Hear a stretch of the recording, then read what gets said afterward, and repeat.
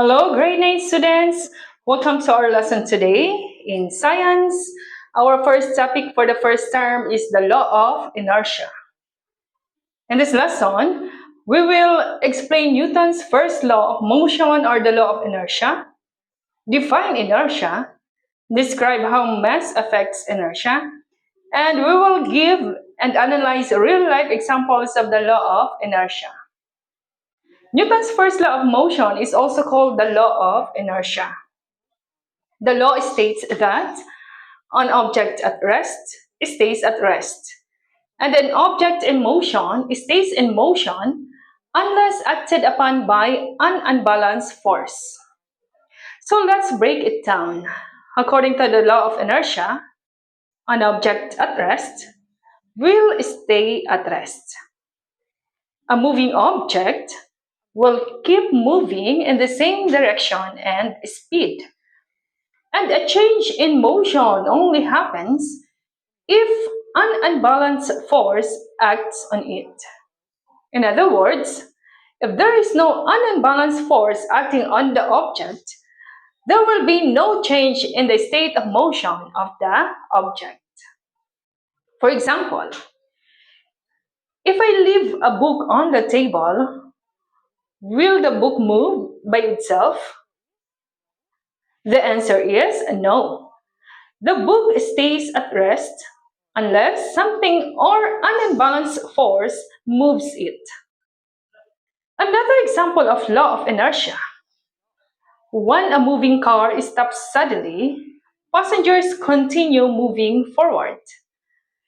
The passengers move forward according to the law of inertia because their bodies tend to continue in motion even when the car suddenly stops. Another example, a rolling marble keeps moving until friction slows it down. The marble does not stop immediately because it wants to keep moving according to the law of inertia. However, it eventually slows down and stops because of friction, which is the unbalanced force acting against its motion. Friction between the marble and the surface gradually reduces its speed until it comes to rest. So if there is no friction and no other force like air resistance, there is nothing to slow the marble down or stop it. So the marble would continue moving endlessly. Another real-life example of Newton's first law of motion, when a tablecloth is pulled quickly, a glass placed on top may stay in place. According to Newton's first law of motion, an object at rest stays at rest, unless acted upon by an unbalanced force. In this case, the glass is at rest, so it tends to remain at rest. When the tablecloth is pulled very quickly, the force acts mainly on the cloth. Not enough force is transferred to the glass. Because the pulling happens so fast, there is very little time for friction to move the glass along with the cloth. Another example, when a car suddenly turns left, passengers seem to lean or move to the right. The passenger's body wants to continue moving in a straight line. The car changes direction, but the body resists the change and tends to continue moving in a straight line as stated in the law of inertia. Now, why is it called the law of inertia? Let's define a new term, inertia. Inertia is the tendency of an object to resist changes in its motion.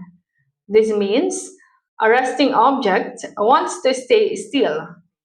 A moving object wants to keep moving in a straight line at constant speed. So why do you think it is hard to suddenly stop a moving object? Correct. That is because of inertia. Inertia is measured in terms of mass. Inertia depends on the mass of the object.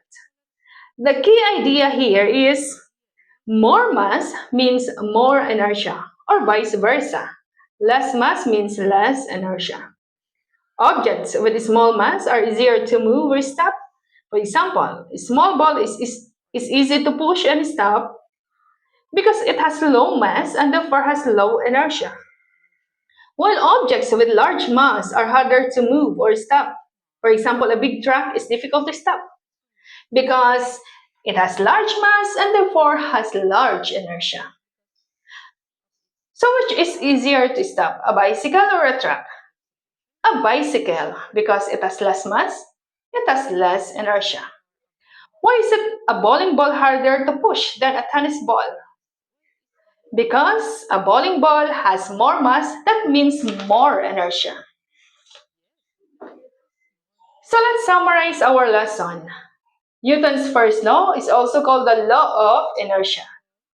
It says that objects stay at rest or in motion unless acted upon by an unbalanced force.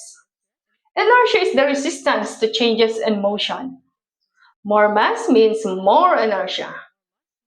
So class, remember, objects do not change their motion unless an unbalanced force causes them to change.